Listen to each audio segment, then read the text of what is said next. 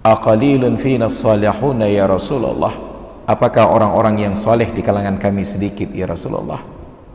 Nabi menjawab, antum katsir, orang-orang yang soleh itu banyak, wa qalilun minhumul muslihun, yang sedikit itu hanya yang berbuat kebaikan, yang memperbaiki keadaan. Maka tidak pernah ada umat manusia bangsa manapun yang benci kepada orang yang berbuat baik. Sepanjang zaman, dari Nabi Adam sampai hari kiamat, tidak ada yang benci kepada orang yang berbuat baik. Hanya mereka benci kepada orang yang memperbaiki keadaan. Kita sholat jamaah nggak ada yang benci kita, semua senang ke kita.